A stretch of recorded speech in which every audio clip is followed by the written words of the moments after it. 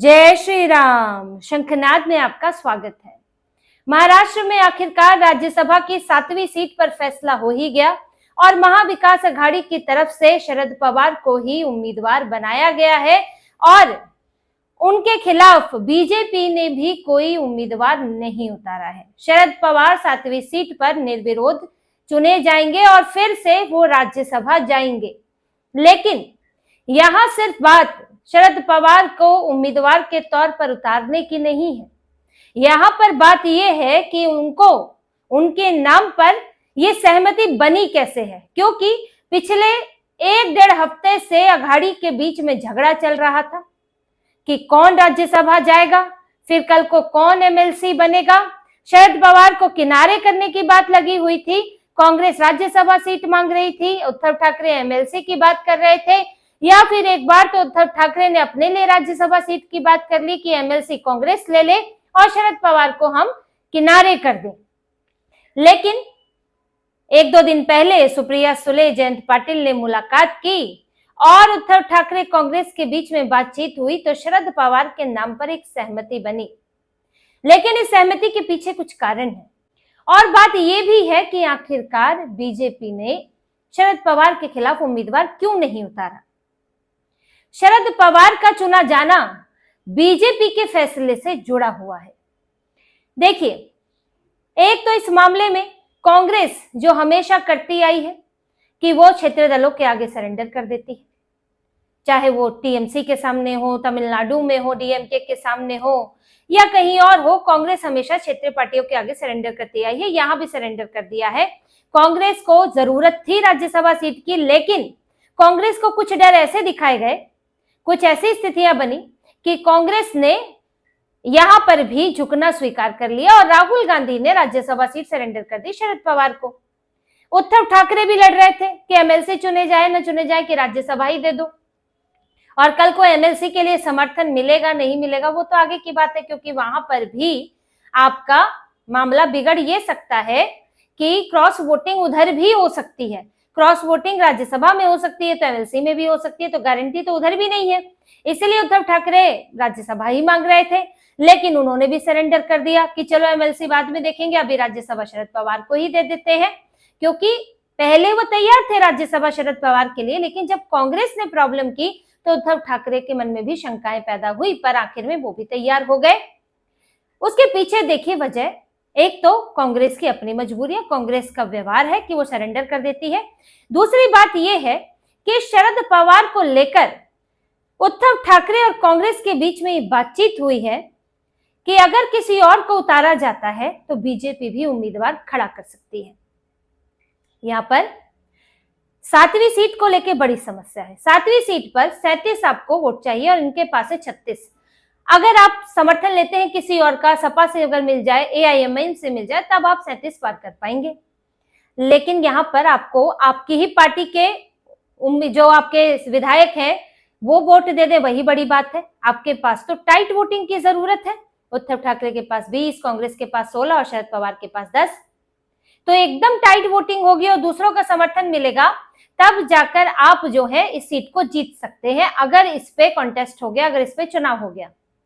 और अगर ये कोई भी ऐसा नाम उतारते, चाहे वो रजनी पाटिल या प्रियंका चतुर्वेदी या कोई और नाम होता जो शरद पवार जितना बड़ा नाम नहीं है, यहां तक कि उद्धव ठाकरे भी, तो बीजेपी उम्मीदवार उतार सकती थी और फिर फाइट होती जिसमें इनको क्रॉस वोटिंग का डर सता रहा था कि हम हार सकते हैं।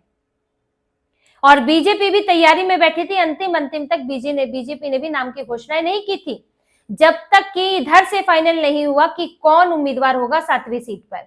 शरद पवार ऐसे उम्मीदवार हैं जिनके खिलाफ बीजेपी ये तो लगभग था कि उम्मीदवार नहीं उतारेगी। उसकी वजह सिर्फ ये नहीं है कि वो एक वरिष्ठ उम्मीदवार है, एक वरिष्ठ नेता है, ये सिर्फ वजह नहीं है, वजह कुछ और है। वजह उनका तालमेल है, उस तालमेल पर भी बात करेंगे। लेकिन यहाँ ये लोग सेफ साइड ले रहे थे, उद्धव ठाकरे और कांग्रेस की। एक तो इनमें हिम्मत नहीं थी कि उनको किनारे कर दे, थोड़ी सी फजीहत तो होती ही कि शरद पवार जैसे वरिष्ठ नेता को किनारे कर दिया। कांग्रेस अपना राग गा रही है, उद्धव ठाकरे अपना राग गा रहे हैं, या बीजेपी भी इनको टारगेट करती, तो थोड़ा तो लग रहा था कि अगर किनारे कर देंगे तो मुश्किल हो जाएगी। लेकिन फिर भी स्वार्थ तो हावी है तो किनारे कर सकते थे। लेकिन यहाँ पर इनको डर यही लगा है कि क्रॉस वोटिंग अगर हो गई तो फिर हम नहीं बच पाएंगे, हमारा ये सीट हमारे हाथ से निकल जाएगी। और शरद पवार यहाँ पर अगर होंगे तो बीजेपी उम्मीदवार उतारने से पहले सोचेगी, इसीलिए कि सीट हाथ से ना निकल जाए किसी तरह। कम से कम जब तक शरद पवार विलय नहीं कर ले रहे हैं, पूरी तरह से एनडीए में नहीं चले जाते हैं, उनकी पार्टी एनसीपी पूरी एक नहीं हो जाती है, तब तक तो कम से कम ये सीट विपक्षी खेमे में रहेगी। जब तक वो अघाड़ी का हिस्सा है तब तक ये सीट इंडी गठबंधन के पास रहेगी, भले ही कांग्रेस के पास ना रहे। तो इस पर भी विचार किया गया। मैं आपको बताती आई हूं कि ये लोग कई चीजें सोच रहे हैं, जिसमें कई कई विकल्प निकल कर आए, जिसमें कांग्रेस ने भी नाम लिया अपना, और यहाँ उद्धव ठाकरे ने भी अपना नाम आगे बढ़ाया, शरद पवार भी लगातार लगे हुए थे, सबसे पहले इन्होंने ही अपना दावा पेश किया था। और उसके बाद कई विकल्प चले, जिसमें शरद पवार ने, जो भी हो सकता है कि उन्होंने ये डर दिखाया हो, उनकी पार्टी की तरफ से गए थे बात के। सुप्रिया सुले जो है बड़ा ही आह्लादित हैं और सबको धन्यवाद कर रही है। तो देखिए, शरद पवार तो वैसे भी उनकी राजनीति इस तरह की रही है, ऐसे ही नहीं उद्धव ठाकरे को पूरा मैनिपुलेट करके इस तरफ ले आए हैं। तो वो इस मामले में इन चीजों को लेकर उनकी तो खासियत रही है, और कांग्रेस डरी भी रहती है, उद्धव ठाकरे तो मार डरे हुए हैं मौजूदा स्थितियों में। तो इनको लगा कि एक सेफ उम्मीदवार शरद पवार रहेंगे। अब 6 साल है, अब जब तक भी वो इनके इस पास रहे, इनके खेमे में रहे, तो सीट इधर रहेगी। लेकिन आप ये सोचिए, क्या बीजेपी को नहीं लगा कि ये सीट उसे लेनी चाहिए? ये सीट बीजेपी ले सकती थी, इनके हालत खराब कर सकती थी, लेकिन यहां बीजेपी ने शरद पवार को समर्थन दिया है।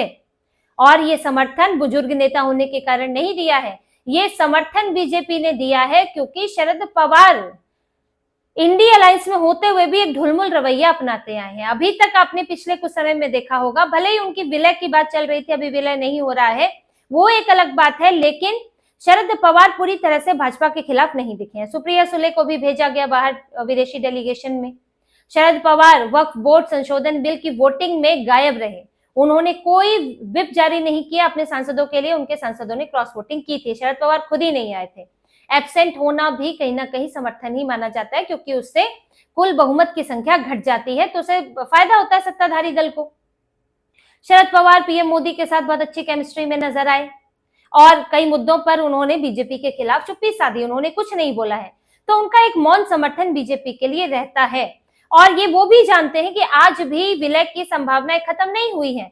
भले ही इस वक्त रोहित पवार ओवर एक्टिव है, और इसलिए भी ओवर एक्टिव है कि राज्यसभा की सीट दिलवानी थी शरद पवार को। अगर शरद पवार राज्यसभा की सीट नहीं मिलती तो अघाड़ी में रहना इनके लिए शर्मनाक हो जाता, कि शरद पवार जैसे नेता को कांग्रेस और उद्धव ठाकरे ने किनारे कर दिया, किस मुंह से उनके साथ गठबंधन में रहते। और अगर एनडीए की तरफ से जाना पड़ता तो विलय करना पड़ता।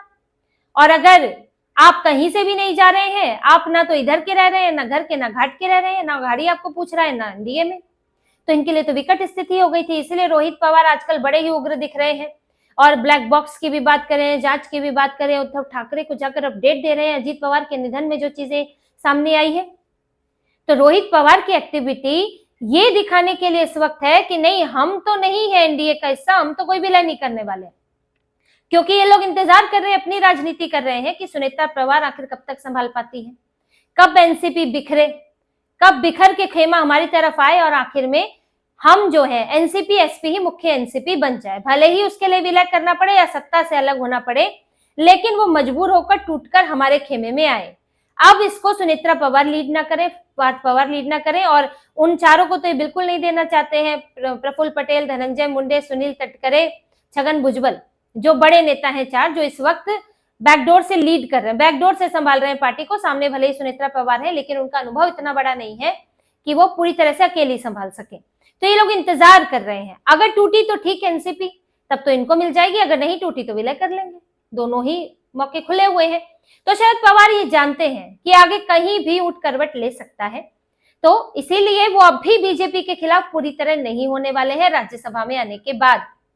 और इसीलिए बीजेपी भी रास्ता बंद नहीं करना चाहती है। शरद पवार के खिलाफ उम्मीदवार उतारने का मतलब होता है कि रास्ता बंद कर दो, अघाड़ी को तोड़ने का, कमजोर करने का, इंडी गठबंधन को कमजोर करने का, शरद पवार को, एनसीपी एसपी को इधर लाने का बीजेपी कोई मौका छोड़ना नहीं चाहती है, क्योंकि इससे इनका जो विपक्ष में बच कौन जाएगा, कांग्रेस और उद्धव ठाकरे। उद्धव ठाकरे की पार्टी तो वैसे ही बुरे हाल है।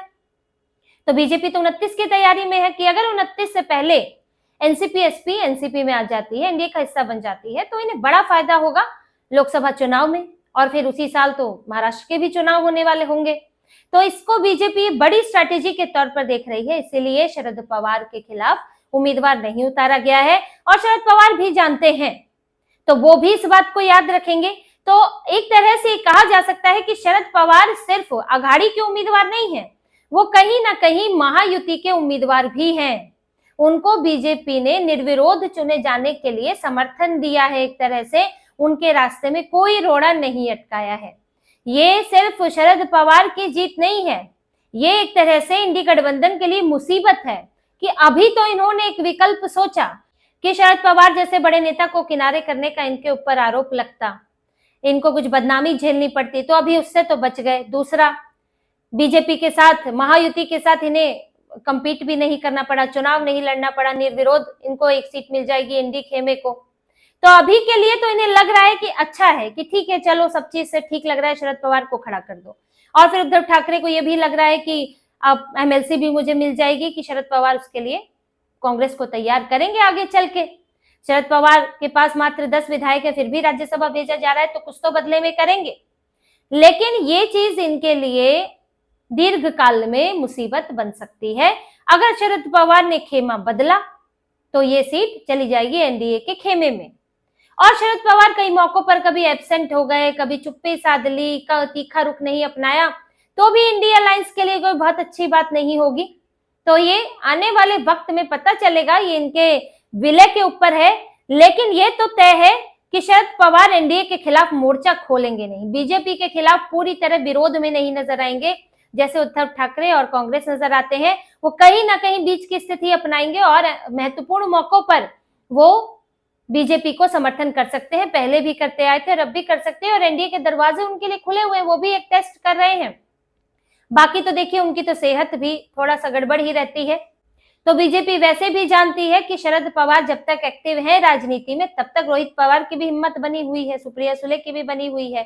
लेकिन अगर वो राजनीति से सेहत के कारण फिर संन्यास ले ले या पूरी तरह सक्रिय हो जाए राजनीति से, फिर रेस्ट ही करें तबीयत को देखते हुए, तो फिर सुप्रिया सुले और रोहित पवार को भी अपना स्टैंड थोड़ा हल्का करना पड़ेगा। तो ये स्थितियां हैं, सब इंतजार कर रहे हैं बैठ के कि अभी अजीत पवार के निधन के बाद जो हालात बने हैं वो कैसे क्या बनेंगे और फिर नए फैसले किस तरह से होंगे, उसके आधार पर होगा। लेकिन इतना तो है कि जो सीट उद्धव ठाकरे को मिल सकती थी, अकेले कांग्रेस और उद्धव ठाकरे एक साथ आकर राज्यसभा की सीट ले सकते थे और एमएलसी भी ले सकते थे, लेकिन ये दोबारा दोनों के दोनों फंस गए हैं और इन्होंने राज्यसभा की सीट अपने हाथ से गंवा दी है। और एमएलसी की सीट पर भी उद्धव ठाकरे पर तलवार तो लटकी हुई है कि एमएलसी में भी अगर बीजेपी ने उद्धव ठाकरे के खिलाफ उतार दिया तो वहां पर भी इनके लिए मुश्किल हो सकती है, क्रॉस वोटिंग हो सकती है। तो उद्धव ठाकरे की सीट पर तो संकट अब भी मंडरा रहा है। तो इसी तरह की और खबरें और विश्लेषण आपके लिए लाते रहेंगे। हमसे जुड़े रहिए, सब्सक्राइब कीजिए, कमेंट कीजिए। बहुत बहुत धन्यवाद। जय श्री राम।